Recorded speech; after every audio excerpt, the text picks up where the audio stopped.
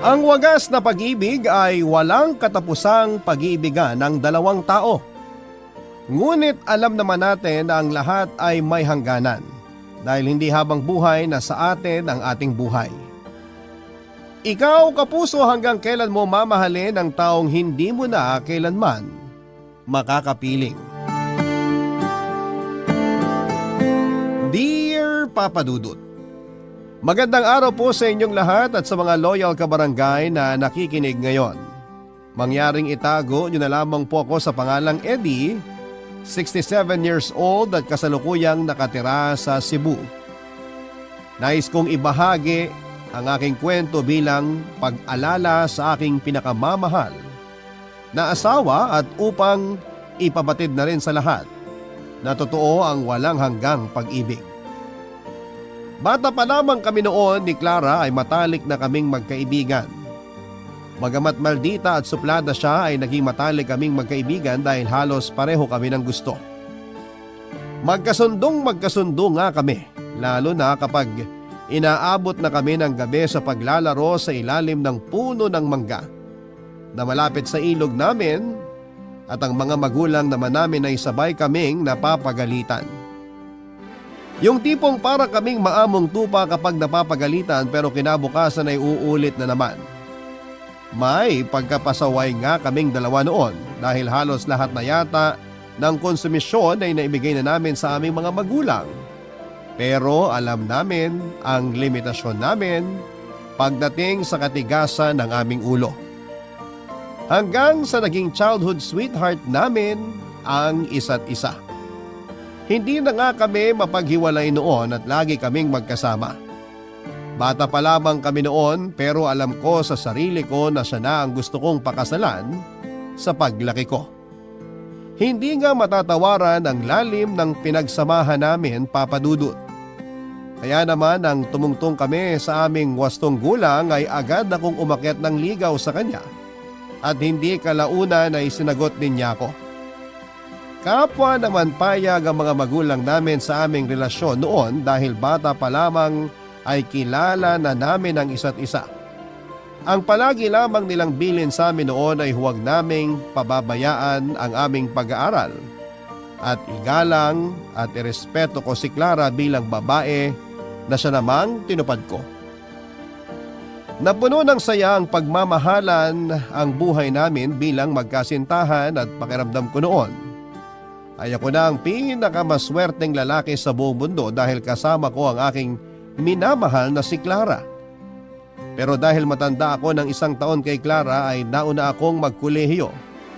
At dahil doon ay pansamantala muna naming kinailangang lumayo sa isa't isa. Sa Maynila kasi ako napiling pag-aralin ng mga magulang ko dahil mas mataas daw ang kalidad ng edukasyon kung doon ako mag-aaral at magtatapos. Bagamat malungkot kami pareho ni Clara ay inisip na lamang namin na para rin sa aming kinabukasan ang gagawin ko.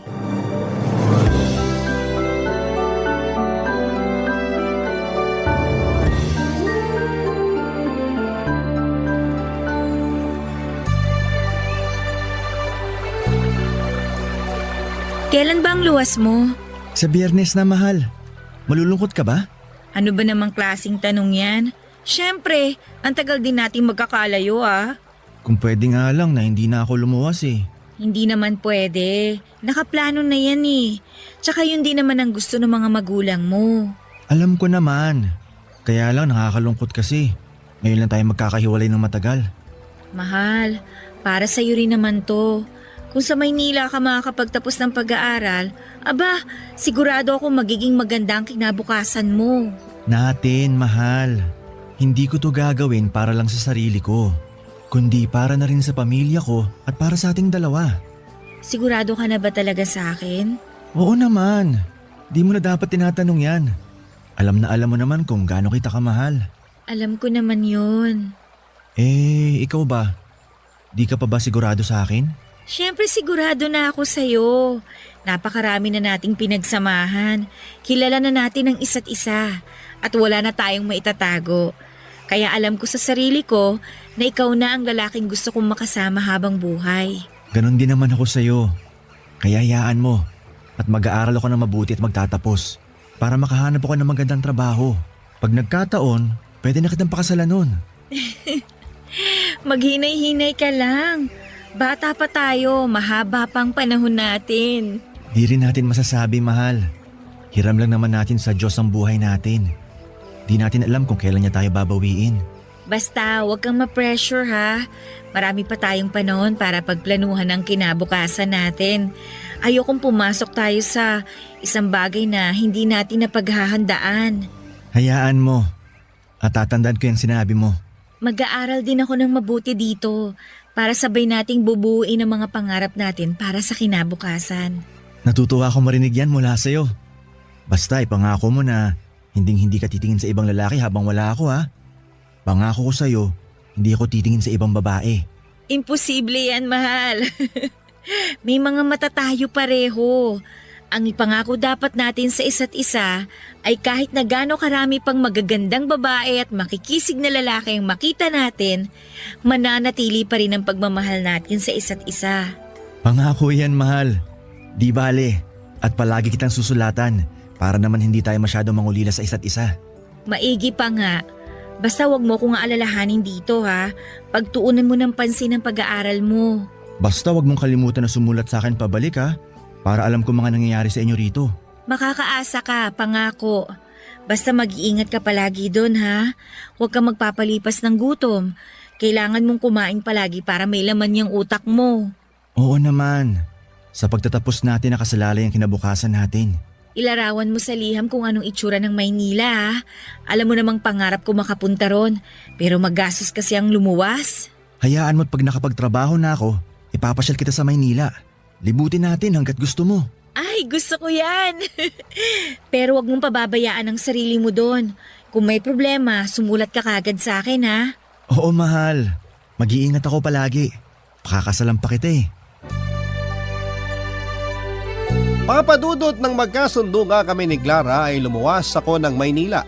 Pero bago ko tuluyang umalis ay nangako pa kami sa isa't isa na susulat kami para kahit na magkalayo kami ay alam namin ang nangyayari sa isa't isa sa amin.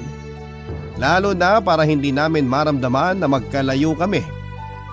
Papadudot sa totoo lang ay mahirap para sa akin ang malayo kay Clara. Pero kailangan ko yung gawin dahil gusto kong makapagtapos ng pag-aaral para mabigyan ko ng magandang buhay ang pamilya ko. At mapaghandaan na rin ang kinabukasan naming dalawa ni Clara. At sa unang buwan nga ng pananatili ko noon sa Maynila ay hindi ko napigilang mangulila sa aking kasintahang si Clara. Kaya naman sa tuwing may libreng panahon ako ay halos tambakan ko na siya ng mga liham na nagpapahayag ng aking pangungulila sa kanya. Nagdaan ang marami pang buwan na tanging liham lamang ang nagsilbi naming komunikasyon sa isa't isa.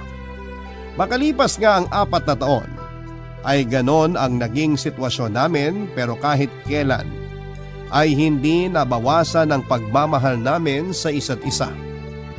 Nang makapagtapos nga ako ng kolehiyo noon sa edad na 23, ay agad akong nagbalik sa aming probinsya dahil sabik na akong makitang muli ang aking pamilya, lalong-lalo na ang aking irog na si Clara.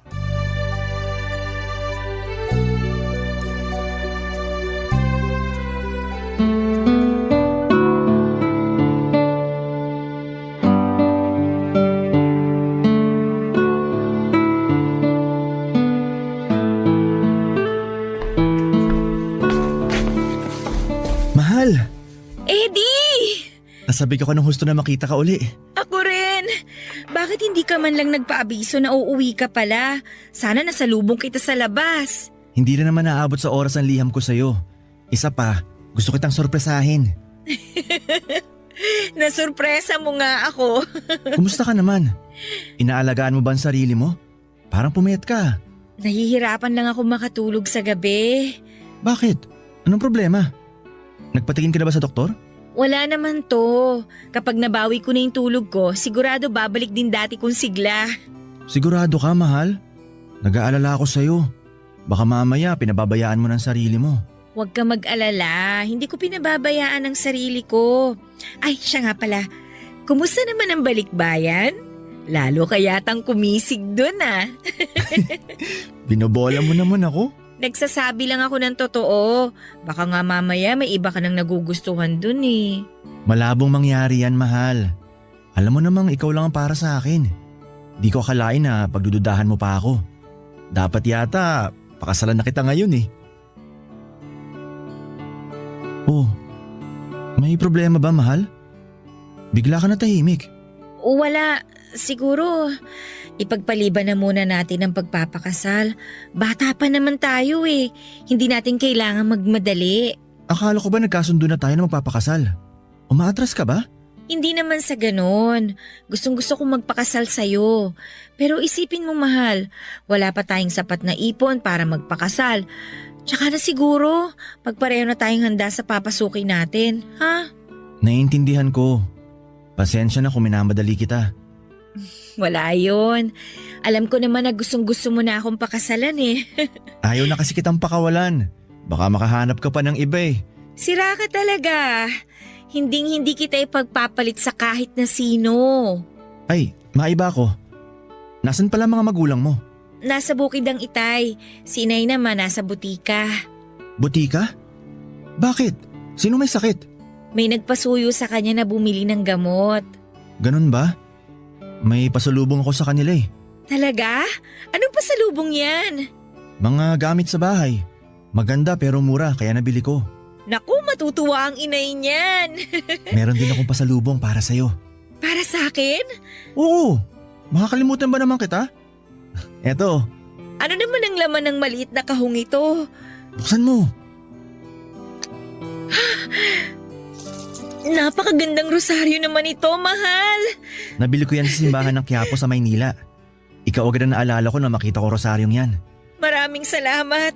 Nagustuhan ko tong pasalubong mo sa akin. Alam ko magugustuhan mo yan. Tamang-tama at magnonobena kami mamaya. Sasabay na rin ako.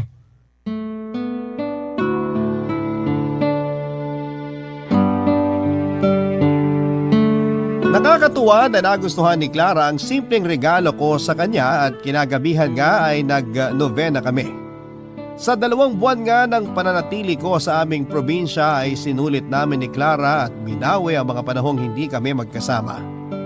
Pero nakakalungkot lang dahil kailangan ko na naman siyang iwanan dahil natanggap ako sa trabahong napag-applyan ko noon sa Maynila. Kahit nga labag din sa loob ni Clara na magkalayo kaming muli ay hinayaan na lamang niya ako dahil ayaw niyang maging hadlang siya sa mga pangarap ko na magkaroon ng magandang buhay. Siya naman ay kailangan ding manatili sa probinsya dahil 1 taon na lamang din ay malapit na siyang magtapos ng pag-aaral. Naisip ko nga noon na dapat kong pagbutihin ang magiging trabaho ko para makaipon ng pera at mapakasalan ko na si Clara. At naging ganun nga ulit ang aming sitwasyon. Na tanging palitan lamang ng mga liham ang siyang komunikasyon namin noon. At dahil nga papadudot may telepono na noon sa pinagtatrabahuan ko ay paminsan-minsan akong nakikigamit noon upang matawagan ang kalapit ng naming bahay sa probinsya na merong telepono at doon naman ay nakikigamit si Clara at nagbabayad na lamang para sa abala ng pakikipag-usap ko sa kanya sa long distance call, Papa Dudut. Kontento naman kami noon ni Clara sa paraan namin ng pag-uusap dahil mainam pa ngayon kesa sa wala. Pero makalipas ang halos kalahating taon ay naging madalang noon ang pag-uusap namin at pagpapalitan ng sulat ni Clara na siya namang ipinagtaka ko. Dahil kilala ko siya at hindi siya papayag na hindi man lamang kami makapag-usap kahit na 1 araw. Pero hindi ko naman napigil ang sarili ko noon na mag-isip na baka nagsawa na siya at nagulat na lamang ako nang makatanggap ako ng liham mula kay Clara. Pero labis kong pinagtaka dahil hindi yon sulat kamay niya. Nagsimula akong kutuba ng hindi maganda noon kaya naman nang magkaroon ng pagkakataon ay agad akong umuwi ng Cebu upang maalis ang aking mga agam-agam. Pero ganoon na lamang ang aking pagkabigla, Papa Dudut, nang makita ang aking pinakamamahal na si Clara na nakaratay sa kanyang kama at hinang-hinana, Papa Dudut.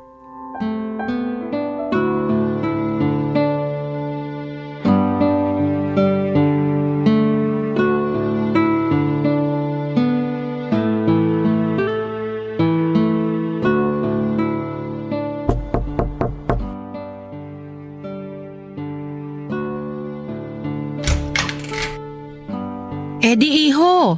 Anong ginagawa mo rito? Hindi ba dapat nasa Maynila ka at nagtatrabaho? Gusto ko lang ho sana makita si Clara. Natanggap ko ho kasi yung huling sulat na pinadala niya. Pero nagtaka lang po ako kasi hindi ho niya sulat kamay yun eh. Halika, pumasok ka. Pasensya na hindi kita agad napapasok ha. Nabigla kasi ako sa pagdating mo. Ayos lang po. Kayo po ba nagpadala ng sulat ni Clara? Panahon na siguro para malaman mo ang totoo. Totoo?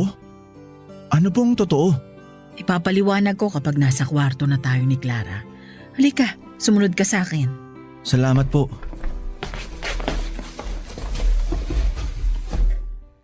Tuloy ka, Eddie. Diyos ko! Clara, mahal! Ano ang nangyari kay Clara? May stage 3 cancer daw siya, sabi ng doktor. At may namumuuring tumor malapit sa lalamunan niya. Kailan pa ho? Matagal nang may sakit si Clara.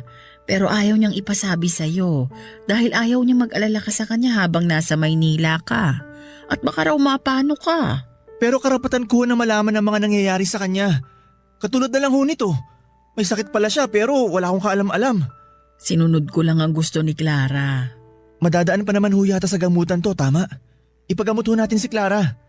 Tungkol dyan, iho, lumala ang sakit ni Clara dahil wala kaming pera para maipagamot siya. Dahil doon, nagkaroon ng taning ang buhay niya. Ano po? Hindi to pwede mangyari kay Clara. Alam kong hindi ito ang tama na sabihin, pero wala na tayong magagawa.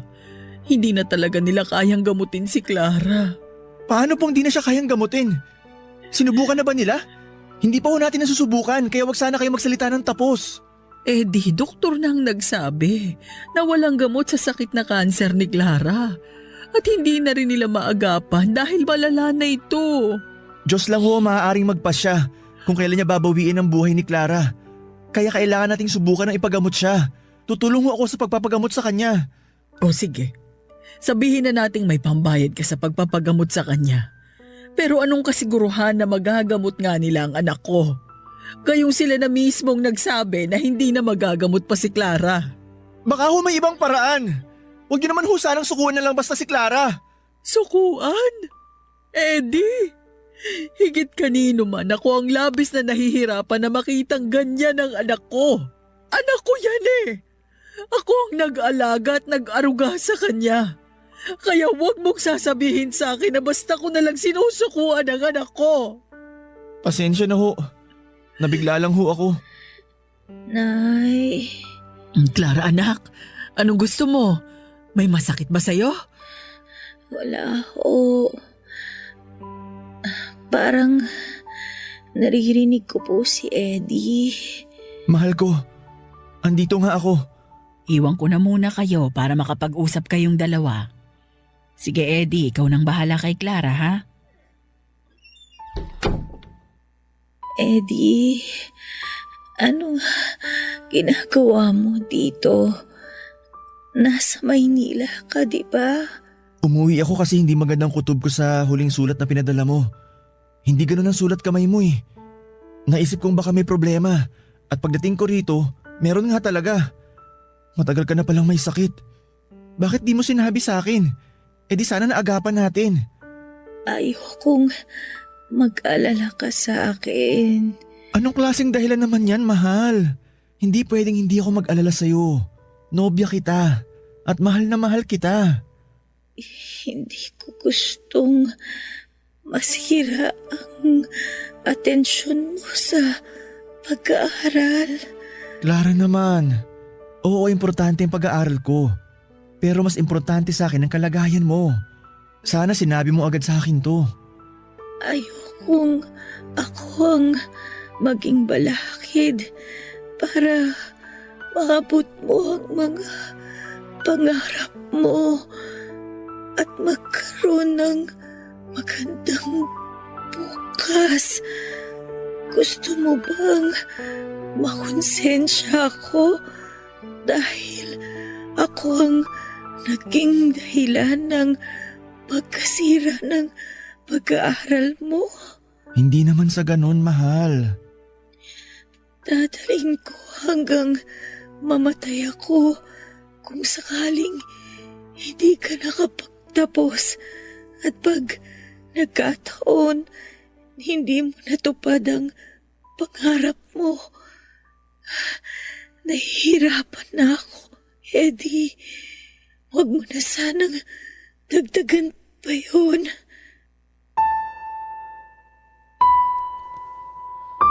Papadudot dahil nga sa kalagayan noon ni Clara ay mas pinili ko na lamang na manatili sa Cebu para bantayan at alagaan siya.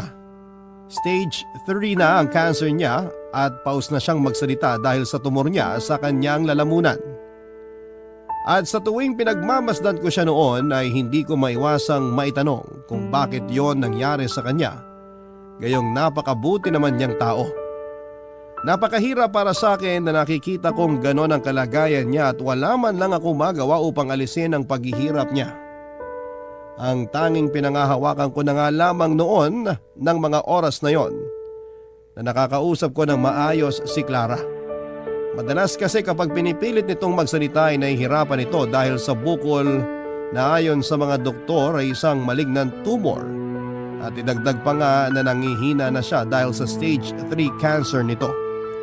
Pero sa kabilangan ng kanyang kalagayan ay hindi ko siya iniwanan bagkos ay mas pinaramdam ko sa kanya kung gaano ko siya kamahal at hindi siya nag-iisa sa kanyang laban.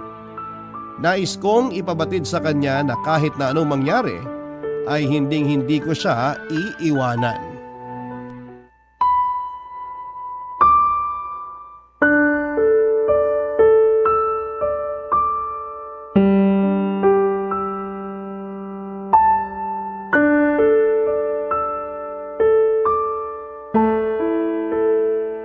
Mahal, Ano yun, mahal?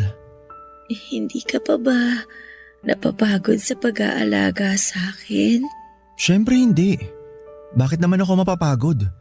Katulad ng pagmamahal ko sa'yo, hindi ako mapapagod. Malapit na rin naman akong mawala. Kaya hindi mo na kailangang magsayang ng lakas at panahon. May mga dapat kang pagtuunan ng pansin na mas importante kesa sa sakit ko. Mahal, wag mo naman sanang sabihin yan. Lalaban tayo. Tatalunin natin yung sakit na nagpapahirap sa'yo. Salamat. Pero tanggapin na lang natin ang kapalaran ko. Clara naman, nangako tayo, di ba? Nangako tayo na magkasama tayong tatanda. Kaya bakit sumusuko ka na? Eddie, hindi mo pa nakikita ang itsura ko. Halos lang tanggulay na ako. Sa tingin mo ba, masasamahan pa kitang tumanda? Gagawa tayo ng paraan. Magpapagamot ka. May ipon ako, pwede nating gamitin yun. Nasisiraan ka na ba? Pera mo yun. Ilaan mo na lang yun sa mas may kabuluhan. Makabuluhan para sa akin ang mabuhay ka. Alam mo kung gaano ka kaimportante sa akin, Clara. Alam ko, Eddie. Kaya nga natatakot ako na baka masaktan lang kita sa pagkawala ko. Mahal, ipangako mo sa akin na kapag nawala na ako, magpapatuloy ka sa buhay. Ikaw ang buhay ko. Paano pa ako magpapatuloy kung wala ka na? 'Di ba? Bubuo pa tayo ng sarili nating pamilya? Hindi mo ba nakikita? Wala kang kinabukasan sa akin, Eddie. Mahal, wag mo naman sabihin yan. Alam mong wala akong ibang babaeng minamahal kundi ikaw lang. Ikaw ang kinabukasan ko. Di ko nakikita ang sarili ko na hindi ikaw ang kasama. Pero may taning na ang buhay ko. Wala na tayong pag-asa na magsama ng matagal. Baka bukas makalawa, wala na ako. Utang na loob, Clara. Ganun lang ba kadali para sa iyong sabihin sa akin yan? Minumulat lang kita sa katotohanan.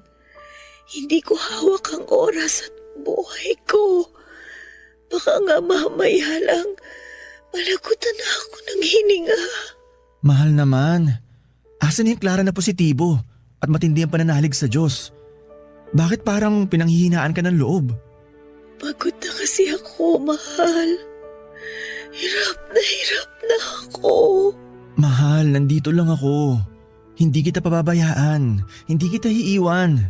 Habang buhay kitang mamahalin. Ipinapangako ko sa'yo yan.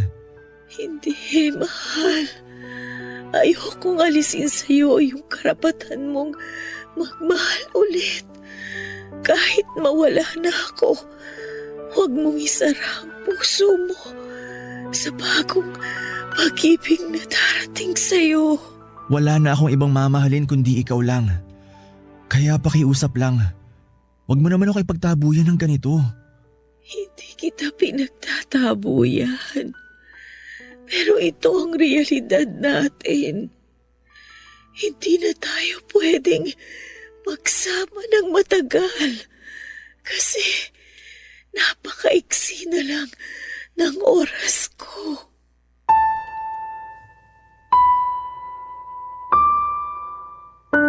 Papadudot na mulat ako sa katotohanan sa mga sinabi ni Clara sa akin. Doon ko napagtanto na hindi lang ako nananaginip ng masama, na totoo lahat ng nangyayari ng panahon na yon. At sa paglipas nga ng mga araw at buwan ay lumala ng lumala ang karamdaman ni Clara na tila dumudurog sa aking puso. Kitang-kita ko kung paanong unti-unti ay nalalagas ang dating makapal niyang mga buhok. Reaksyon ng mga gamot sa kanyang katawan.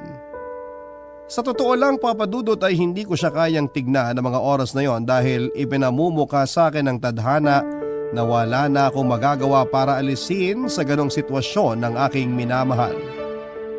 Noon ko rin naramdaman ang pakiramdam na wala akong kwenta dahil hinahayaan ko lamang siya na maghirap. Kung maaari ko lamang sanang angkinin lahat ng sakit na nararamdaman niya ay ginawa ko na. Ganon ko siya kamahal, Papadudot, na kung magagawa ko lang ay angkinin ko ang sakit para hindi na siya mahirapan pa. Naisip kong hindi bali nang ako ang mahirapan, huwag lamang siya, Papadudot. Hindi ko nga naiwasang humanga kay Clara dahil sa kabila ng kanyang karamdaman ay nanatili siyang positibo ang pananaw sa buhay. Kahit nga unti-unti na siyang nakakalbo ay hindi siya nagreklamo sa kanyang itsura. Sinabi niya rin sa akin na tanggap na niya ang kanyang kapalaran, taliwas naman sa akin.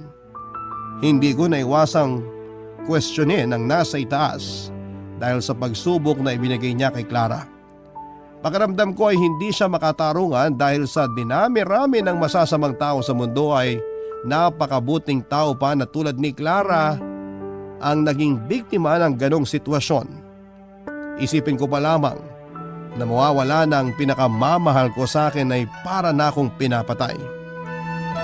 At kung maaari lamang ay susundan ko siya hanggang sa kabilang buhay, Papadudot. Papadudot, makadiyos akong tao, pero dahil sa nangyari ay pakiramdam ko na unti-unting humihina ang pananampalataya ko sa kanya ng mga panahong yon. Nagdasal ako ng nagdasal na sana ay pagalingin niya si Clara pero hindi niya ako pinakinggan. Ngunit sadya talagang napakabuti ni Clara at hindi niya hinayaang tuluyang masira ang aking pananampalataya. Pilit niyang ipinaintindi sa akin noon na ang lahat ng ginagawa ng Diyos ay may dahilan, pero itinanong ko sa aking sarili kung ano nga ba ang dahilan niya. Dahil nga sa matindiring pananampalataya ni Clara sa Diyos ay sinabi niya sa akin na hindi ko kailangang pagdudahan ang pagmamahal ng Diyos sa amin. Isipin ko lang daw kung paano kami nabuhay sa mundong nilikha ng Diyos. Sa paglipas pa nga ng mga araw ay ramdam ko ang unti-unting pagbigay ng lakas ni Clara. Alam ko na anumang oras ay mawawala na siya sa akin, kaya naman pinilit ko ang aking sarili na hanggang doon na lamang kami magsasama. At dahil nga sa labis kong pagmamahal sa kanya ay binuo ko na sa aking sarili ang pangakong hinding-hindi ako magmamahal ng iba kapag tuluyan na siyang binawi ng Diyos sa akin. Nang mga oras din na yon ay naisip kong gusto kong pakasalan si Clara bago siya mawala sa akin. Kaya naman nang dalawin ko siya sa kanila ay binuksan ko na ang paksa tungkol sa plano kong pakasalan siya, Papadudot.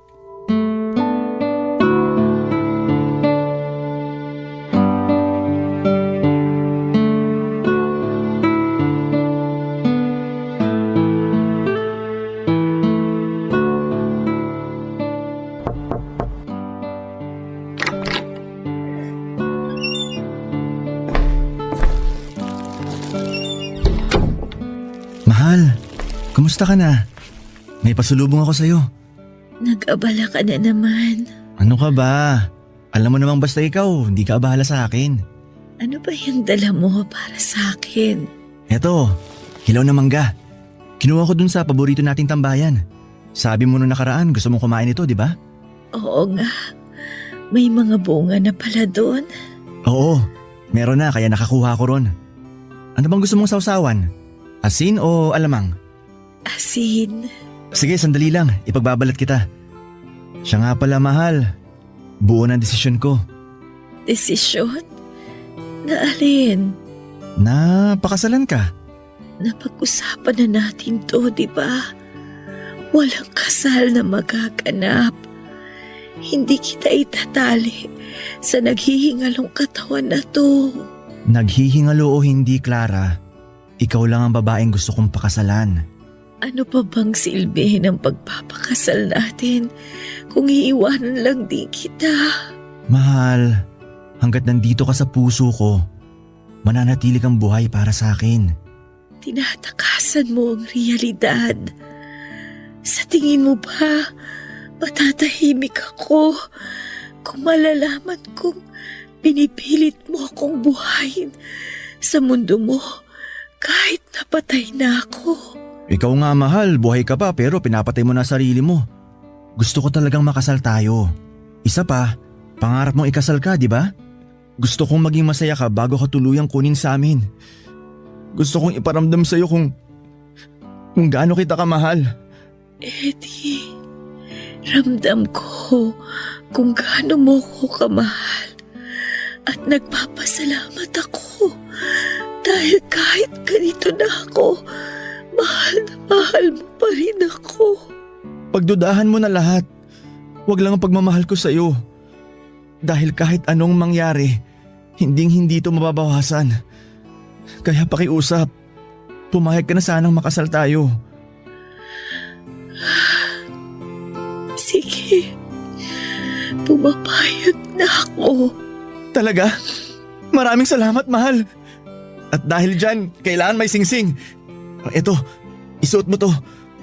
Teka, paano mo nabili itong singsing na to? Hindi ba nangako ko sa'yo na pakakasalan kita? Matagal ako nag-ipon para mabili ang singsing na yan. Hindi nga lang ganun kamahal pero totoong ginto yan, mahal. Kahit peke lang yan, mahal. Napatawa rin kita. Ang tagal na rin mula nung huli ko nasilayan ang mga ngiti sa labi mo. Masaya lang ako sa pagmamahal na binibigay mo sa akin. Talagang nag-abala ka pang bumili ng singsing. Oo naman. Simbolo yan ng walang hanggang pagmamahal ko sa'yo. Mahal na mahal din kita. Kaso, pasensya ka na ha? Kasi maaga kitang maiiwan. Ayos lang, mahal. Alam ko naman magkakasama din tayo sa kabilang buhay. Pero, huwag kang susunod agad ha. Nakukuha mo pa talaga magbiro. Ayoko naman kasing puro sakit at lungkot ang baunin ko kapag nawala na ako. Panatag akong lilisan kung alam kong tanggap mo ng maluwag sa dibdib ang pagkawala ko. Sa totoo lang, mahirap. Ngayon pa lang para na ako nauupos na kandila. Pero pangako ko sa'yo na magpapakatatag ako. Mabuti kung ganon. Tandaan mo lagi. Ayokong ako ang maging balakid sa mga gusto mong gawin sa kinabukasan mo. Mas gusto ko na gawin mo akong inspirasyon. Matapos nga ang napakahaba naming diskusyon ni Clara ay napapayag ko rin siya na magpakasal kami, Papa Dudut. Nang sa ganoon ay habang buhay ko siyang makasama at hindi ko maramdaman na mawawala na siya sa akin. Alam kong makasarili ang desisyon kong yon dahil katumbas noon ang hindi ko pagpaparaya sa kanya. pero tao lamang ako na labis siyang minahal. Isa pa ay gusto ko siyang pabaunan ng magandang alaala at tuparin ang pangarap niyang maikasal sa taong mahal niya na ako rin lang naman. Gusto kong baunin niya sa kabilang buhay ang tamis at saya ng pagiging mag-asawa namin kahit na sa maikling panahon lamang. Ipinabatid ko nga sa aming mga magulang ang balak naming pagpapakasal at wala ni isa sa kanila ang tumutol lalo pa at alam nila kung gaano namin kamahal ni Clara ang isa't isa. Ang sabi nila ay nais din nilang pabaunan ng masayang alaala si Clara bago ito tuluyang lumisan. 3 araw lang naman ang inabot ng aming preparasyon dahil sa bahay na lamang nila Clara ko na piling magpakasal kami. Hindi na rin naman siya makatayo para pumunta ng simbahan at doon magpakasal. Tanging malalapit lang na tao ang naging saksi sa aming kasal at isang pare. Nagpalitan nga kami ng wedding vows at sinabi ko sa kanya na siya lamang ang babaeng mamahalin ko sa habang buhay, Papa Dudut. Nang maisuot ko na nga sa kanya ang singsing na simbolo ng aming pagmamahalan ay napagulhol siya ng iyak dahil sa tuwa at lahat din doon ay napaluha sa iba't ibang kadahilanan. Tuwa at panghihinayang sa aming pag-iibigan na maagang tinuldukan ng panahon. Pero para sa akin ay hindi titigil ang pagmamahal ko kay Clara kahit wala na siya. Matagal na naming maikasal or matapos naming maikasal ay nagsialisa na ang ibang mga bisita upang bigyan kami ng panahon para masulit namin ni Clara ang mga natitirang sandali na kami ay magkasama. Humiga ako noon sa kanyang tabi at hinawakan ng mahigpit ang kanyang mga kamay. At sinabi niya sa akin na masaya siyang pinagbuklod kami ng Diyos, Papa Dudut.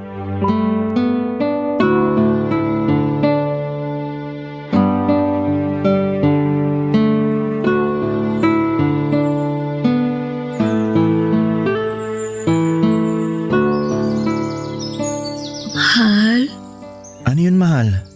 makasarili ba ako kung sasabihin kong napakasaya ko na naikasal na tayo? Hindi. Bakit mo naman naitanong yan? Tsaka hindi lang ikaw ang masaya, pati ako. Nagdiriwang ang puso ko dahil sa wakas, iisa na tayo. Gusto ko pa sanang mabuhay ng matagal. Ayaw mo na kitang iwan.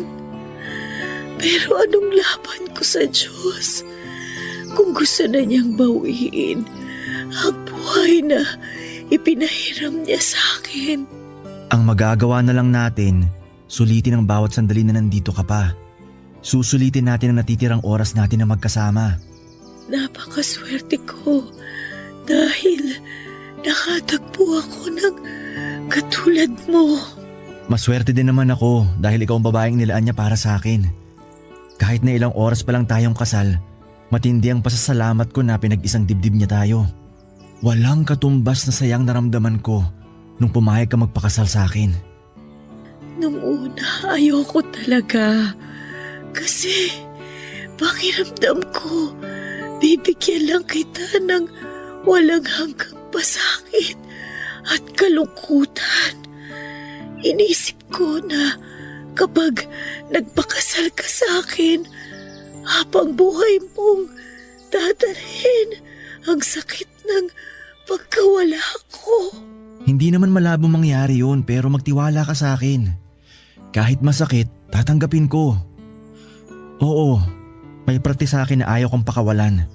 Pero alam kong magiging maayos ka sa pupuntahan mo. Lugar na walang pasakit at paghihirap. Pero sana, kahit wala na ako, huwag mong isara ang puso mo na magmahal uli. Gusto kitang maging masaya hanggang sa huling araw ng buhay mo. Kasi hindi naman sa akin magtatapos ang ikot ng mundo mo. Napag-isipan ko na yan, mahal. Pero maniwala ka sa akin o hindi, wala na akong balak na magmahal uli. Ikaw lang ang babaeng mamahalin ko hanggang sa kahuli-huli ang sandali ng buhay ko. Masaya na akong mabuhay kahit sa mga masasayang alaala lang natin. Pero, mahal, Pakiusap, Clara. Ang mahalin ka habang buhay ang siyang kaligayahan ko. At kontento na ako na ikaw lang ang minamahal ko. Anong kabutihan ba ang nagawa ko at biniyayaan ako ng Diyos ng isang lalaking katulad mo? Basta lagi mong tatandaan na wagas ang pagmamahal ko sa'yo. Mahal na mahal kita. Mahal na mahal din kita. Mahal. Salamat nga pala at pinagbigyan mo ko na puntahan natin tong puno na tinatambayan natin noon. Nakakatuwa na nandito pa rin ang mga pangalan natin na inukit natin dito sa puno. Oo nga mahal. At lumain man yan ng panahon, hinding-hindi yan mabubura katulad ng pagmamahal ko sa'yo. Ay, teka. Komportable ka ba dyan sa pagkakaupo mo? Oo, salamat. Gusto ko talagang mapanood mabuti ang paglubog ng araw. Alam mo mahal, ikaw ang nagsisilbing araw ko. Ang nagsisilbing liwanag ng buhay ko. Salamat. Pero ito ang tatandaan mo, mahal. Sa bawat paglubog ng araw, muli itong sisikat na kahit pansamantalang baluti ng kadiliman ng mundo mo, may liwanag pa rin na kinabukasan para sa'yo. Kaya kahit na anong mangyari, wag na wag kang panghihinaan ng loob dahil mahal na mahal kita at mananatili ako sa tabi mo kahit wala na ako. Alam ko. Pakiusap ko lang sana. Palagi mo akong gabayan mula sa itaas. Pag ako mahal ko, pwede mo ba akong yakapin ng mahigpit? Nilalamig ako. Sige. Pero kung gusto mo, iuwi na kita. Dito muna tayo sandali. Gusto ko munang magpahinga. Sige, mahal ko. Magpahinga ka lang. Andito lang ako. Matagal ko nang inihanda ang sarili ko anumang oras na lumisan si Clara. Pero nang makita ko kung paano niyang ibinikit ang kanyang mga mata na tila natutulog matapos ang bitin ng mga katagang yon, ay agad akong napahagulhol habang yakap ko siya sa aking mga bisig at nakita ko kung paanong walang buhay na lumaylay ang kanyang mga kamay. Umiyak ako ng umiyak habang yakap-yakap siya ng mahigpit at paulit-ulit na sinasambit kung gaano ko siya kamahal. Hindi ko na nga namalaya na isang oras na pala akong ganon kung hindi pa kami sinundan ni Tita Sally at napaluha siya nang makita ang itsura ko at ang walang buhay na si Clara. Agad naman akong niyakap ni Tita Sally at sinabing makakapagpahinga na si Clara at ang mabuti pa raw ay iuwi na namin ito. Papadudod, hindi ko makakalimutan ang lahat ng masasaya at malulungkot na alaalang meron kaming dalawa ni Clara at kung gaano namin kamahal ang isa't isa at dadalhin ko yon hanggang nabubuhay ako. Sa paglipas nga ng panahon at ngayon nga na matanda na ako ay hindi ako kailanman nagmahal ng iba maliban kay Clara. Alam kong hindi siya tutol na magmahal akong muli pero hindi ko naman maaring turuan ang aking puso. Gayong siya pa rin ang tinitibok nito. Bagamat tumanda ako ng walang katuwang sa buhay at walang anak ay masasabi ko namang masaya ako. Dahil nariyan ang mga pamangkin at apo ko na nagmamahal at nag-aalaga sa akin. Hindi naman ako nangulila lalo pa at pakiramdam ko ay kasakasama ko lagi si Clara dahil ramdam ko ang presensya niya sa paligid ko. At alam ko na balang araw ay magkakasama kaming muli sa paraiso at doon namin itutuloy ang aming wagas na pagmamahalan. Hanggang dito na lamang po at naway magsilbi po itong inspirasyon na merong wagas at walang hanggang pag-ibig. Maraming salamat kung ito man ang mapipili po ninyong basahin ngayong araw, and more power sa inyong programa. May kanya-kanya naman tayong tipo sa isang tao. Hindi natin pwedeng ipilit sa sarili natin ang isang taong hindi naman natin gusto. Ikaw kabarangay, ano nga ba ang tipo mo sa isang makakarelasyon? Dear Papa Dudut, ako nga pala si Brenda, 40 years old, isang sari-sari store owner sa Caloocan. Gusto ko lamang pong ibahagi sa inyo, Papa Dudut, ang kwento ko tungkol sa paghahanap ko ng AFAM. Bago pa man naging trending sa social media ang pagsundo ng mga kababayan nating Pinay sa mga AFAM sa airport, ay nauna na ako dyan, Papa Dudut. Nakailang sundo na rin ako ng AFAM mula pa noong 19 years old pa lamang ako. Malaking impluwensya sa ganitong hobby ko ang mga tiyahin ko na nakapag-asawa na ng ibang lahi. Bata pa lamang ako ay nasanay na akong makakita ng mga foreigner sa bahay namin dahil dinadalaw nila ang mga tiyahin ko. Nanawa na nga rin ako sa mga imported na sabon at tsokolate, kaya naman binibenta ko na sa mga kapitbahay ko ang sobra sa mga ibinibigay sa akin. Doon din nagsimula ang hilig ko sa pagbebenta, kaya noong may sapat na akong puhunan, ay nagtayo ako ng isang sari-sari store. Naging successful naman ang small business ko at nagdagdag pa ako ng ibang paninda na hindi kasali sa sari-sari store. Tulad na lamang ng bra at panty na pwedeng hulugan tuwing katapusan. Ito ang pinagkakabalahan ko habang naghihintay ng tamang AFAM para sa akin. Sa edad kong 40 ay marami na ang nanunukso sa akin na mag-asawa na raw ako, Papa Dudut. Kahit sino na lang daw ay pupwede na. Siyempre malaki ang pagpapahalaga ko sa sarili ko at ayokong kahit na sino na lamang ang mapangasawa ko.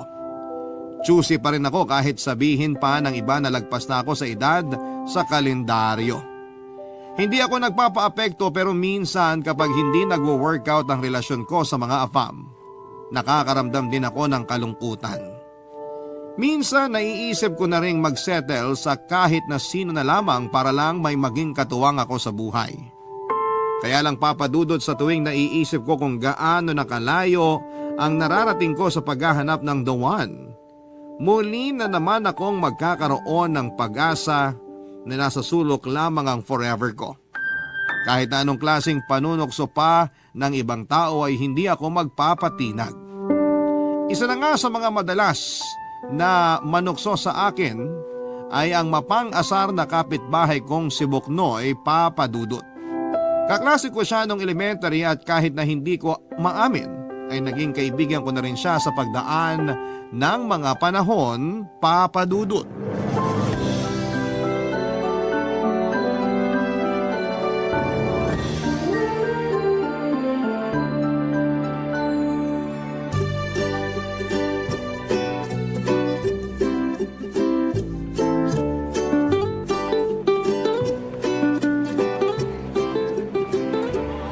Hello, good morning or good evening. I am Brenda. How are you today and tomorrow or next tomorrow? Are you okay every day or just today? It's okay. I want to tell you that past is past and I do not go back and forth. Teka, tama ba yung English ko na yun? I am your lover and I am okay to love you. Is it okay to love you and you love me too? Are you sure I am okay to you? I am okay, no? Because the airport is big and sometimes it's small when many people are many who are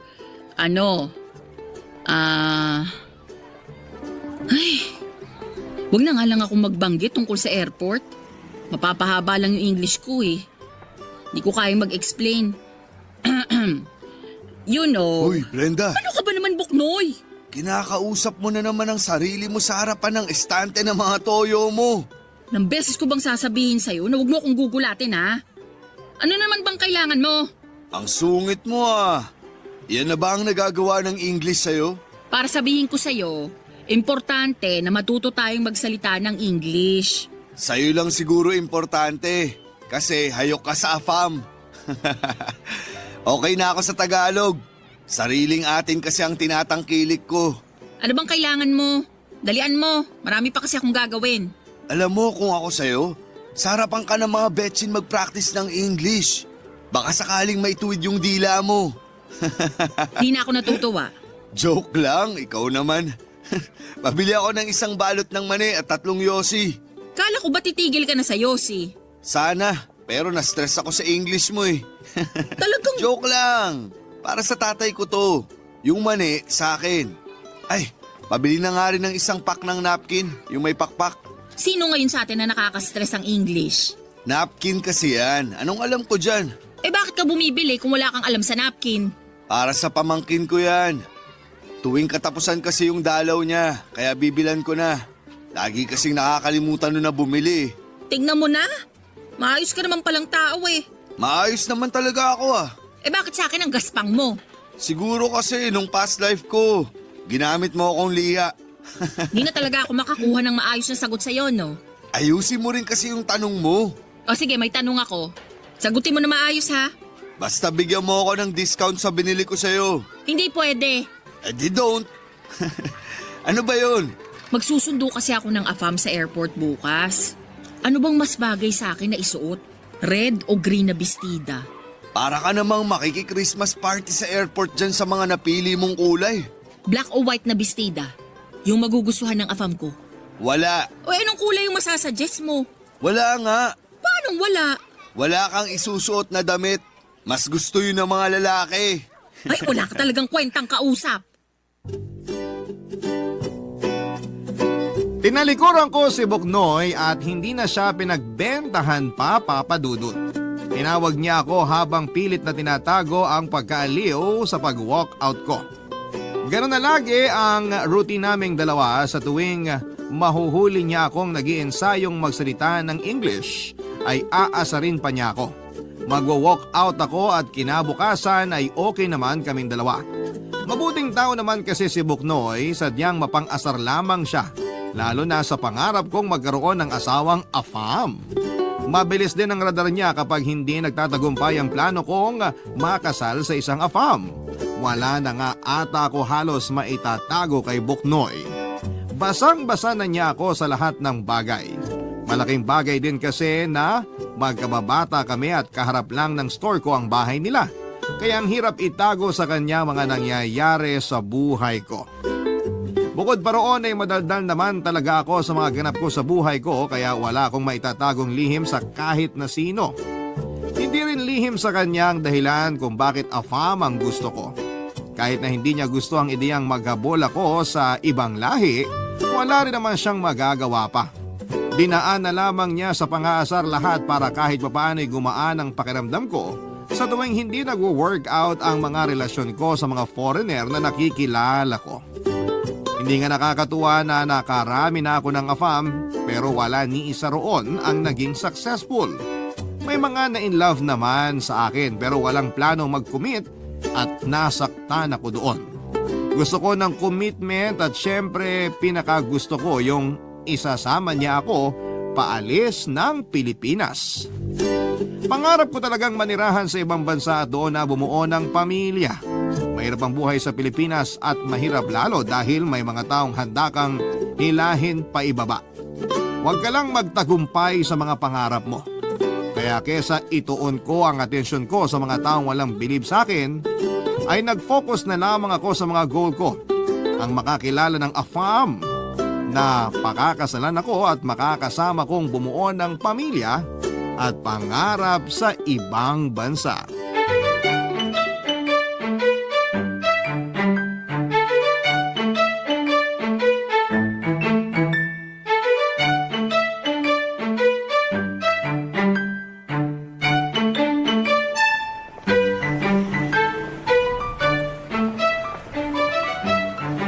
Uy, Brenda! Mukhang ginabi ka. Traffic.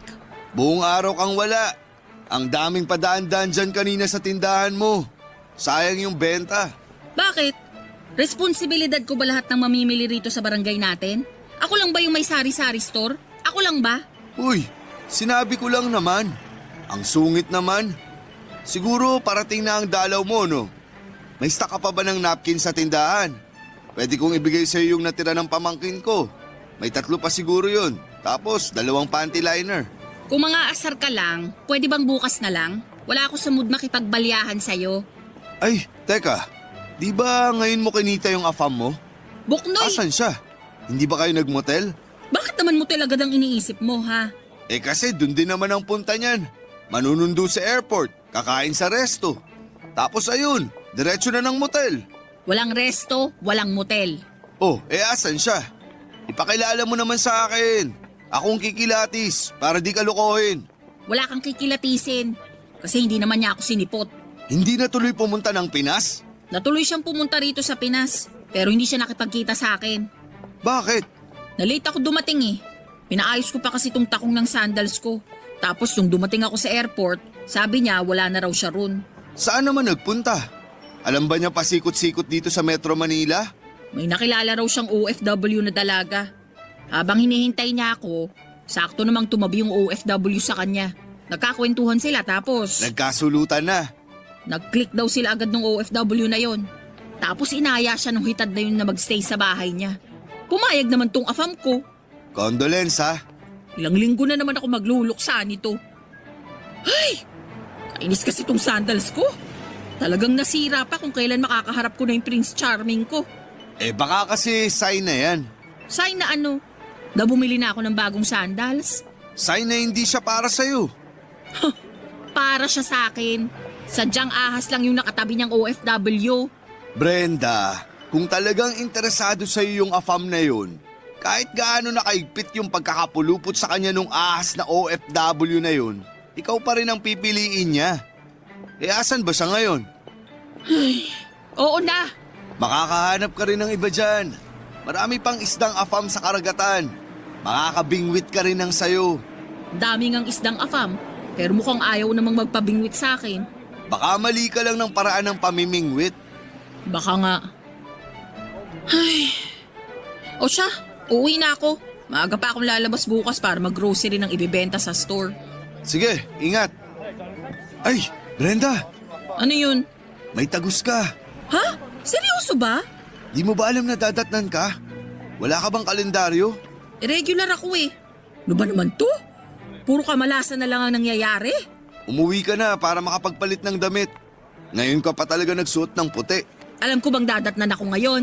Kaya nga umuwi ka na para makapagpalit bago yan magmantsa.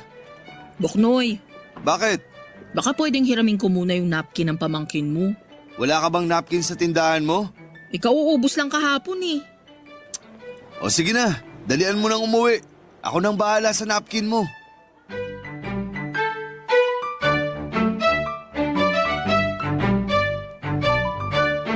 Nagmamadali akong umuwi para lamang makapagpalit na at maibabad na ang puting bestida ko, Papa Dudut. Inabot talaga ako ng maraming malas ng araw na yon. Una, nasira na nga ang sandals ko. Pangalawa ay nasunod pa ang afam na para sana sa akin. Pangatlo ay dumating ang dalaw ko kung kailan naman nakaputi ako. Ang sama ng loob ko habang binababad at kinukusot ang puting bestida ko, Papa Dudut. Napaiyak na nga rin ako habang naglalaba dahil sa sobrang lungkot. Maya-maya pa ay narinig kong kumatok sa pintuan ko si Buknoy. Pinagbuksan ko siya at inabot niya sa akin ang 2 pack ng bagong napkin at isang pack ng panty liner. Inabutan din niya ako ng imported na tsokolate. Nagulat ako kasi akala ko yung natirang napkin lang ng pamangkin niya ang ibibigay niya sa akin. Pero binilhan pa pala niya ako. Baka raw, hindi ko kasukat ang napkin ng pamangkin niya dahil mas maliit ako. Natawa na lamang ako dahil wala talaga siyang kaalam-alam sa napkin. Nagtaka rin ako sa imported na chocolate na ibinigay niya. Ang sabi ni Buknoy ay binigyan niya raw ako ng chocolate kasi hindi raw umabot sa akin yung pasalubong ng afam ko. at natawa naman ako. Maayos naman kasi si Buknoy at maasahan mo talaga. Siya ang panganay sa kanilang 5 magkakapatid. Siya ang tumulong sa mga magulang niya para mapagtapos sa pag-aaral ang mga kapatid niya. Single si Buknoy, Papa Dudut, at sa pagkakaalam ko, 1 beses lang siya nagkaroon ng karelasyon. Tumagal sila ng 5 taon bago nanawa yung babae at pinagpalit siya sa isang foreigner. Kaya naiintindihan ko kung bakit lagi niyang kinokontra ang kagustuhan kong makapangasawa ng foreigner dahil nga sa personal niyang experience. Sinubukan ko siyang kausapin tungkol sa naging relasyon niyang yon pero nililihis niya ang usapan, Papa Dudut. Wala naman ang galit sa puso at mga mata niya pero mas pinili na lamang niyang tuluyan ng talikuran ng chapter ng buhay niyang yon. Naawa nga ako sa kanya kasi tulad ko ay tumanda na rin siyang single. Pero di tulad ko ay mukha naman siyang masaya kahit na single pa siya. Barangay Love Stories. Barangay Love Stories. Papa Dudut, hindi pa rin ako tumigil sa paghahanap ng AFAM ko kahit na ilang linggo pa lamang ang nakakalipas. Mula nung hindi ako sinipot ng nakamabutihan kong AFAM. Nagsorry naman po siya sa akin dahil sa ginawa niya at pinatawad ko naman siya. Sinabi ko na lamang sa kanya na kung meron pa siyang ibang foreigner na kakilala na single ipakilala na lamang niya ako. Natawa siya at pumayag naman. Mula noon ay gumaan na kahit papaano ang loob ko na pakawalan ang nakilala kong AFAM na yon. Lalo na noong sinasabi na niyang masaya na siya sa kasama niyang OFW na nakilala niya sa airport.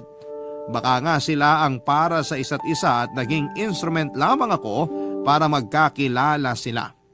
Mas lalong gumaan ang loob ko sa naisip kong yon at nasabi ko sa sarili ko na hindi ako pababayaan ng tadhana na makilala ko ang tamang AFAM para sa akin. Hanggang sa may nakilala ulit akong bagong foreigner. Nakilala ko si Pete, 55 years old at isang negosyante. Nakilala ko siya mula sa isang Facebook group ng mga Pinay na naghahanap ng AFAM. Nag-post kasi itong si Pete ng picture niya habang nasa loob ng magara niyang sasakyan. Naghahanap daw siya ng katuwang sa buhay at kailangan niya ng business-minded na katulad niya. Natuwa ako kasi syempre sari-sari store owner ako. Ako na ang hinahanap niyang katuwang sa buhay at kinilig ako sa ideya na yon. Agad ko siyang in-add sa Facebook at in-accept naman niya. Minessage ko siya ng selfie ko habang nasa loob ng sari-sari store ko para makita niyang business-minded talaga ako. Mula noon ay magkausap na kami at madalas ay puro plano sa negosyo ang pinag-uusapan namin. Natuwa ako kasi hindi siya katulad ng iba na puro lamang lande ang ginagawa sa akin, Papa Dudut.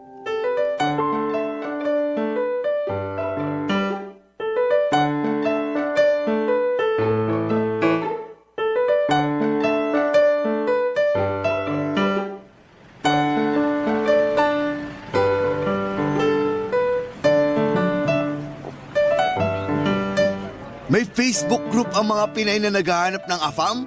Hanep pa! Sabi naman sa'yo, hindi lang ako naghahanap ng AFAM sa Pinas. Marami kami. Magandang group naming yun kasi nagtutulungan kaming makahanap ng asawang AFAM. Tinatag namin ang isa't isa kapag may nagpo-post na AFAM. Bayanihan, kumbaga. Tapos kapag bigo kami sa AFAM na nakilala namin, nagdadamayan kami. Ang tanong, nakahanap na ba ang lahat ng nasa group na yun ng AFAM nila? Ay, wala akong pakialam sa kanila. Nakahanap na kasi ako ng AFAM ko. Ang bilis mo mag-move on ah. Wala pang 1 buwan nung di ka sinipot ng AFAM mo tapos ngayon may bago na ulit? Dinaan ko sa alindog at pagiging utak negosyante ko. Utak negosyante? Businessman kasi si Pete. Yung AFAM na nakilala ko. Gusto niya ng babaeng nagninegosyo rin. Sakto, may store ako diba? Ano bang negosyo niya? Wala pa. Oh, akala ko businessman siya.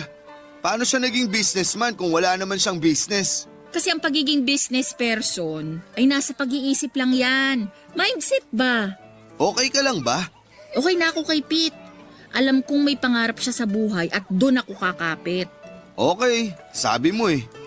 Mag-ingat ka lang dyan ha. Ano ka ba? May tiwala naman ako sa kanya. Hanggat di mo pa nakakasama yung tao, huwag ka munang ubus biyaya sa tiwala. Mahirap na. Paano bang hindi ako magtitiwala sa kanya? Magkasosyo na kami sa negosyong iniisip niya. Nalintikan na. Wala pang negosyo pero naisip mo agad magkasosyo na kayo? Magsisimula na kaming magnegosyo, no? Nakapagpadala na ako sa kanya ng dagdag para sa puhunan. Anong klaseng negosyo?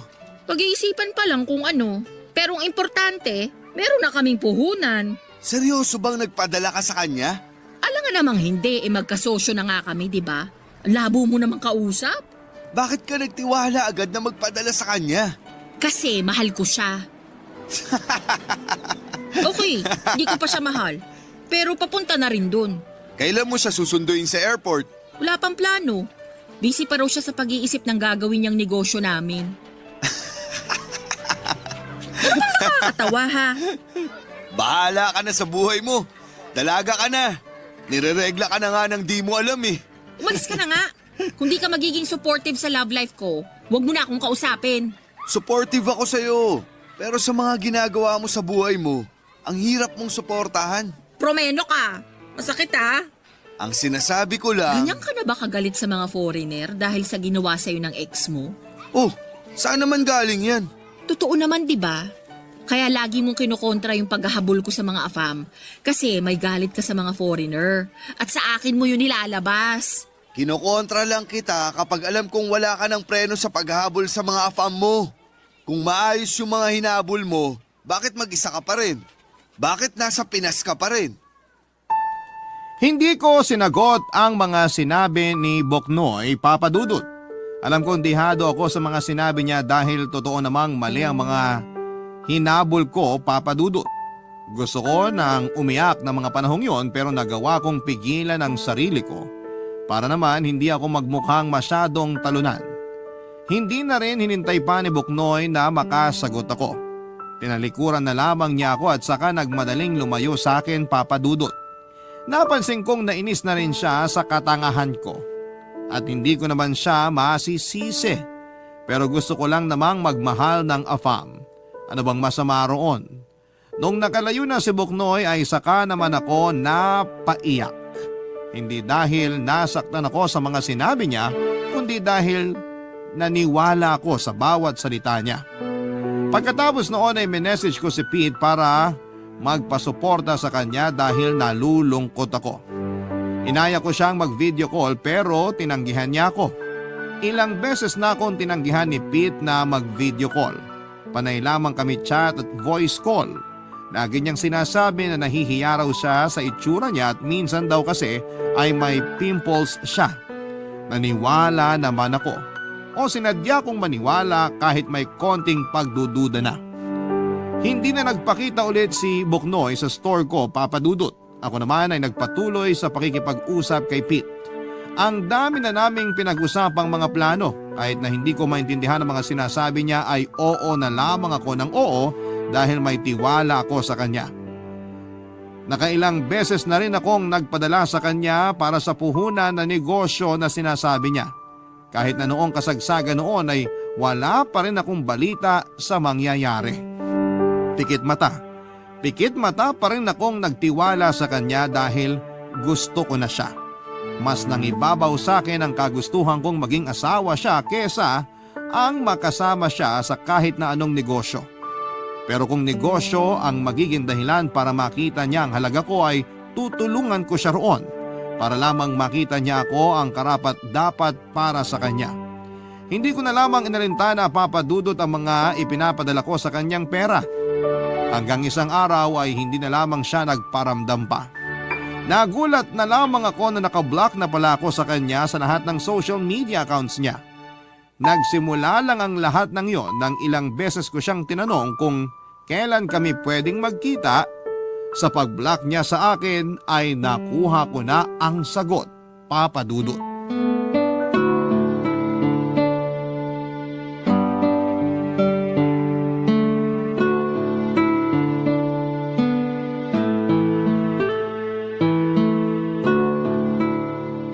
Bati na tayo ha. Malamang, nagiinuman na nga tayo ngayon. O, tagay pa. O bakit ka naman tumatawar yan, ha? Hindi ako makapaniwalang na denggoy ka ng inaakala mong afam. Oo na, tanga nga, di ba? Kaya shot pa! Sabi naman sa'yo huwag kang magtiwala agad. Ay, masisisi mo ba ako? Isa gusto ko nang mag-asawa ng afam. Naiintindihan naman kita. Kaya lang, syempre ang dami ng manluloko sa Facebook ngayon. Lahat pwede na magpanggap na afam sila. Kung bakit naman kasi hindi ko naisip na poser lang pala siya? Nagtataka ako kung bakit di mo naisip na Pinoy lang din siya. Yung bangko niya na pinagpapadalan mo, pang Pinas lang naman. Uulitin ko lang ha. Tanga nga, di ba? O, shot na! Hinay-hinay muna sa alak. May trabaho pa ako bukas ng umaga. Mag-usap na lang tayo. Ikaw? Gustong makipag-usap? Si Boknoy? Tumanggi sa alak? Anong nangyayari? May trabaho lang ako ng maaga bukas. Kung day off ko lang, kahit mag-beer house pa tayo hanggang umaga Bilang pa kita ng ladies drink. O sige, maaga rin akong pupunta sa police station bukas para ipablatter tong nang scam sa akin. Anong sabi ng bangko na pinagpadalan mo ng pera? Paasa naman ang mga yun? Halatang wala na silang magawa. Nasimot na raw lahat ng perang pinadala ko. Ganun talaga. Mag-move on ka na lang. Yung pinadala ko sa kanya, pwede ng pang-anim na buwan na benta ko rito sa store Wag mo nang masyadong dibdibin. Basta ngayon natuto ka na. Di na dapat basta-bastang magtitiwala kahit gaano pa katangkad yung afam na yan. Kaya pala lagi siyang nagpapalusot tuwing gusto kong mag-video call kami. Dun pa lang, red flag na. Tapos yung boses niya, hindi naman tunog afam, tunog Pinoy. Tapos, wrong grammar pa, no? Totoo. Akala ko nga nung una ako lang tong hindi nakakaintindi masyado ng English. Pero nung tumagal, siya naman pala tong hindi marunong mag-English. Buti, hindi ka nag-send ng ano? Nang ano? Ng mga hubad na pictures. Ha? Ba't naman ako magsisend? Di ba yun na ang kalakaran ngayon? Dapat mag-send ka ng nakaubad ka o kahit anong pa-sexy para padalang kanya ng pera. Ako nga tong nagpadala ng pera, di ba? Dapat siyang magpadala ng nakahubad na picture, hindi ako. Hayaan mo na. Makakabawi ka rin. Karma na lang ang bahala sa lalaking yun. Uy, share mo yung pinost ko sa Facebook ha. Anong pinost mo? Yung tungkol sa pangsaskam na ginawa sa akin. Para aware na rin yung iba at hindi na sila mabiktima. Nakakatrauma talaga Nakakatroma? So ibig sabihin ba niyan graduate ka na sa paghahanap ng afam? Pinoy naman yung nangloko sa akin, hindi afam. Kaya tuloy lang ang laban. Ewan ko sa'yo. Uy, tumama na ba sa'yo yung alak? Bakit umiiyak ka na agad Di mo pa nga nakakalahati yung beer mo. Ako na lang kasi yung hindi nakakapag-asawa ng afam sa pamilya ko. Ang sad ng buhay.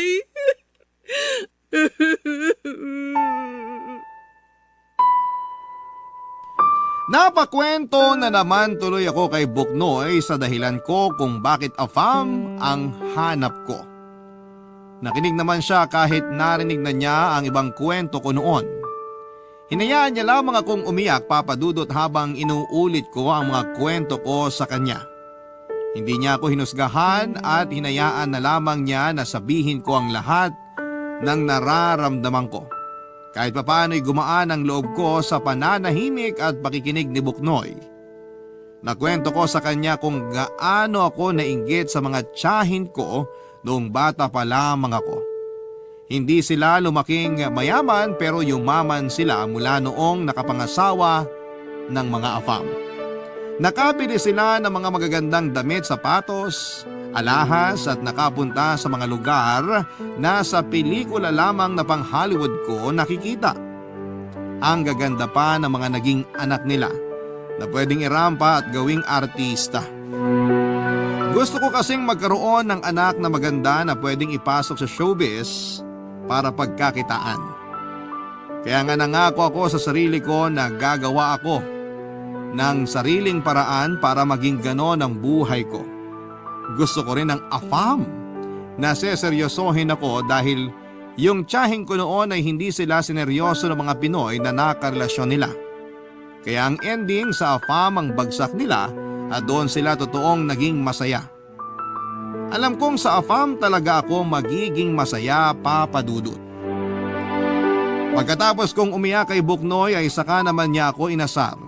Noong nalaman niyang ayos na ako ay saka niya binitawan yung mga biro niya. Natawa na lamang ako, Papa Dudut.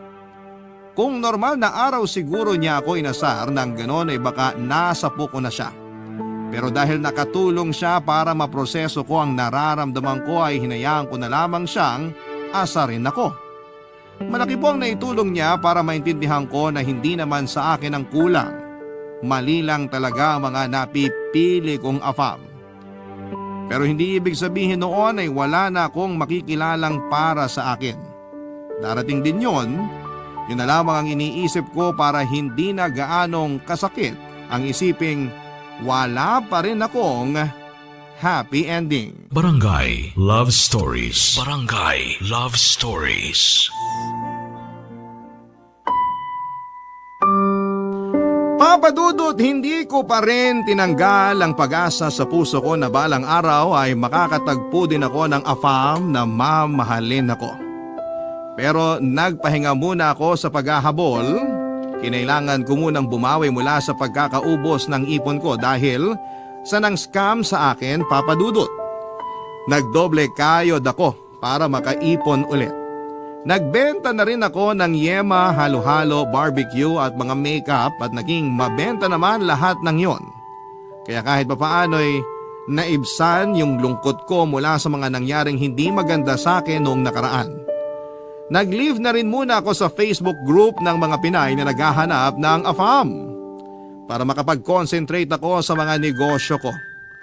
Hataw na hataw ang mga negosyo ko at hindi ko pwedeng pabayaan yon. Natawa naman si Buknoy sa mga nakitang pagbabago sa akin. Natawa na lamang ako kasi hindi naman ako nagbago. Ganon pa rin ako. Umaasa pa rin ang puso kong makatagpo ng AFAM kaya lang ay busy pa kasi. Hindi ko naman na kinontra pa si Buknoy at hinayaan na lamang siyang maniwala sa iniisip niya tungkol sa akin. Lumipas nga ang ilang araw at nabawi ko na rin ng mga higit kalahati ng nawalang pera sa akin. Nagbalak na rin akong palakihin ang sari-sari store ko at balak kong gawing mini grocery store na bukas hanggang alas 12 ng hating gabi. Balak ko pa lang naman noon pero suportado ni Buknoy yon. Nag-volunteer pa nga siyang magtrabaho para sa akin sa gabi dahil kailangan din daw niya ng dagdag na income. Lalo't gusto niyang pag-aralin ang pamangkin niya. Hindi pa man ako nakakapagtayo ng mini grocery store ko ay heto at suportado na agad ni Buknoy na akala mo nangyayari na sa kasalukuyan ng negosyo ko. Nakakatuwang magkaroon ng kaibigan na katulad niya na kahit mapang-asar at taklesa pero may puso pa rin para tulungan ka, Papa Dudut.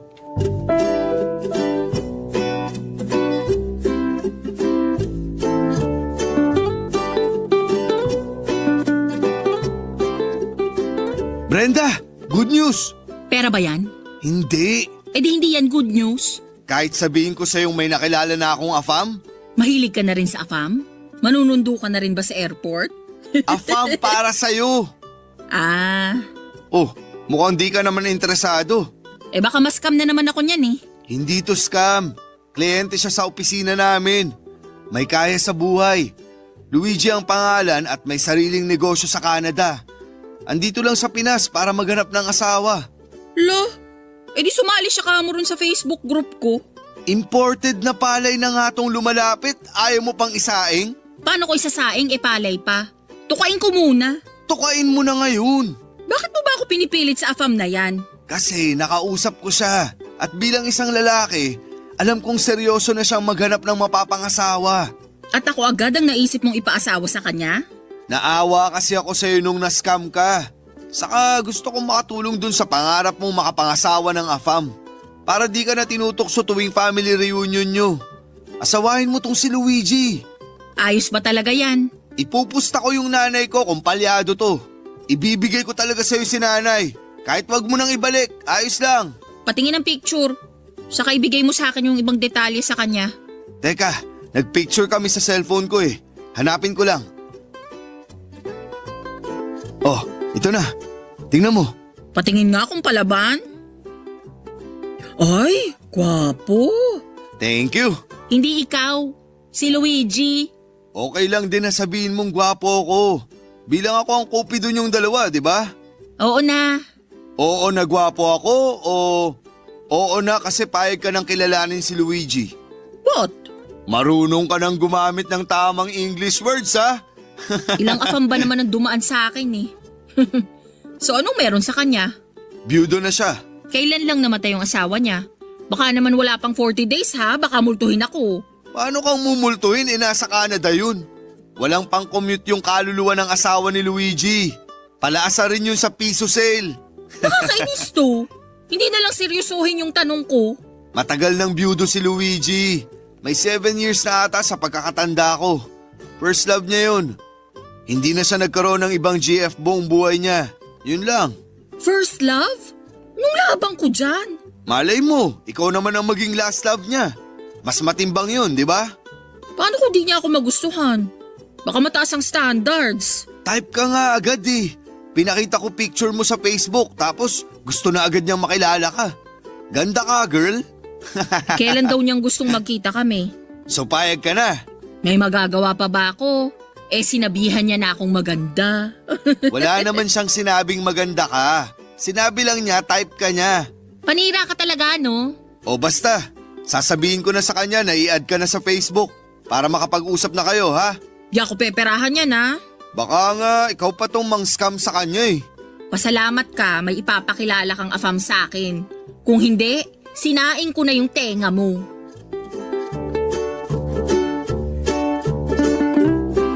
Nagkakwentuhan muna kami ni Buknoy bago siya nagpaalam.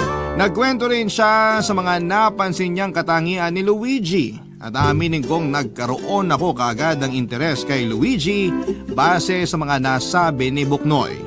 Kaya naman noong nakita kong nag-send na ang friend request ni Luigi, inaccept ko na kaagad.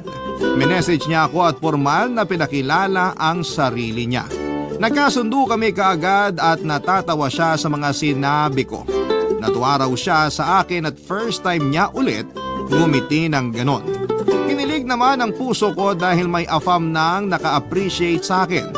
Walang oras na hindi kami nag-usap ni Luigi. Halos hindi ko na mabitawan ang cellphone ko para lamang makapag-usap kami. Napabili ako ng 2 power bank para paniguradong hindi malolobat ang cellphone ko. Kahit nasaan man ako at habang kausap siya. Nagsimula na rin kaming mag-date, Papa Dudut. Sa loob ng 1 buwan na pakikipag-date ko kay Luigi ay wala siyang ibang ginawa. Kundi ang itrato ako ng tama, lahat ng hiniling ko sa isang afam ay nasa kanya na. Gentleman siya at talagang inalagaan niya ako sa tuwing nagkikita kami. Hindi siya tumitingin sa ibang babae kapag magkasama kami. Alam ko na yon ay dahil lagi akong nakatingin sa kanya. Lagi niyang sinasabi na ang ganda ko raw at syempre kinikilig ako roon. Hindi ko lang pinapahalata sa kanya kasi baka biglang magbago kapag napansin na niyang gusto ko na siya. Nasabi na rin niya ang plano niya kung paano niya ako dadalhin sa Canada. Handa siyang pagkakasusan ang pagpunta ko sa Canada para makapagsimula na kami ng buhay doon. Uuwi lang daw muna siya pansamantala para maasikaso ang mga kailangan ko. Nagsabi siya na mag-iiwan na siya ng pera para sa gagasusin ko papunta sa Canada. Hindi ko naman yung tinanggap at mula noong inoffer niya sa akin ang tungkol sa Canada ay bigla na lamang akong nagsorry sa kanya at sinabing hindi na kami dapat na magkita pa, Papa Dudut.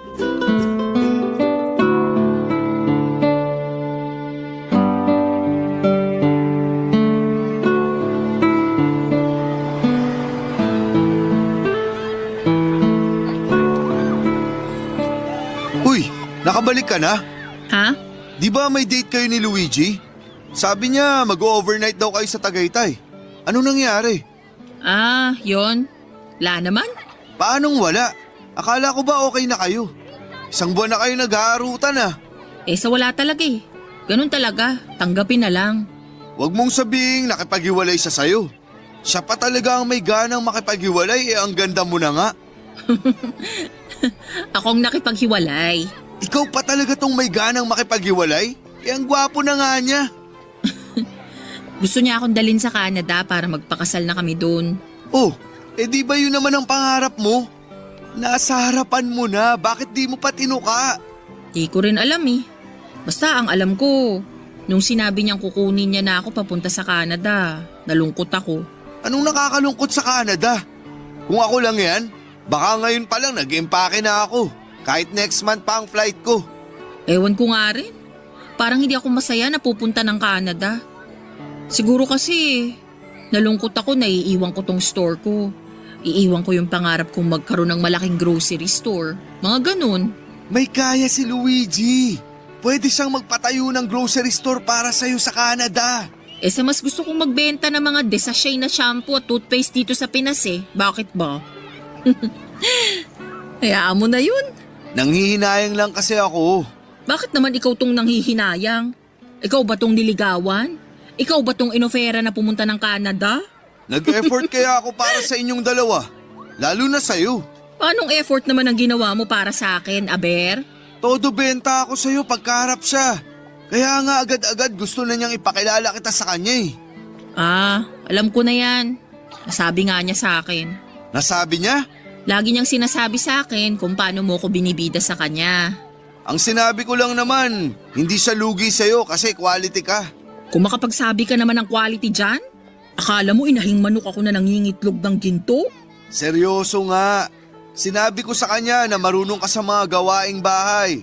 Masarap kang magluto, lalo na ng tinola. Kaya pala lagi niyang nire-request sa akin kapag nagpunta na raw ako ng Canada, ipagluto ko raw siya ng tinola. Ikaw naman pala tong nagpahamak sa akin? Paborito ko kasi yung tinola mo. Di ba, naalala mo kapag may sakit ako, ipinagluluto mo ako ng tinola na maraming siling labuyo? Maganda kasi ang sili para magpawis ka. Oo nga eh. Dati gusto ko na lang laging magkasakit para ipagluto mo ako ng tinola. Kahit naman wala kang sakit, magsabi ka lang ipagluluto kita. Kaya na-inlove sa'yo si Luigi. Na-inlove sa akin kasi kung ano-anong pinagsasasabi mo. Tama bang banggitin mo sa kanyang namumula ang pisiko sa tuwing sinasabihan akong maganda? Totoo naman ah. Bagay kaya sa'yo kapag namumula ka. Mas lumalabas ang ganda mo. Saka sinabi ko sa kanya na banggitin na maganda ka kapag wala ka sa sarili. Kasi sobrang pula ng pisngi mo pag ganun. Sinabi mo rin pala sa kanya na kumakanta ako? Correction! Ang sinabi ko sa kanya, maganda ang boses mo kapag kumakanta ka. O edi salamat. Ay, sayang talaga. Pero hayaan mo na. Kapag may afam ulit kaming kliyente, ibibida ulit kita. Di na kailangan. Bakit naman? Pass na ako sa AFAM. Baka kailangan, tangkilikin ko muna ang sariling atin. Seryoso ako noong sinabi kong pass na ako sa AFAM, Papa Dudut. Kota na ako at alam kong oras na para tangkilikin ang sariling atin. Doon ako sa Pinoy na makakaintindihan ko. Iyong Pinoy na hindi dudugo ang ilong ko sa kaka-English. Iyong Pinoy na kaya kong makipag-argumento ng hindi nauubusan ng salita. At higit sa lahat isang Pinoy na nakakakita ng ganda ko hindi lang ng panlabas kundi ng kalooban ko. Isang Pinoy lang naman ang nakita kong gumawa noon para sa akin. Si Buknoy. Papa Dudut, hindi ang store ko ang dahilan kung bakit natakot akong iwan ang Pilipinas at pumunta sa Canada, kundi ang suki ko sa store ko na yon na si Buknoy. Sa loob ng isang buwang pakikipag-date ko kay Luigi ay wala siyang ibang naging bukang bibig kundi ang magagandang salita ni Buknoy tungkol sa akin. Lagi na lang namumula ang mga pisngi ko sa mga papuri ni Luigi na galing naman talaga kay Buknoy. At doon ko na-realize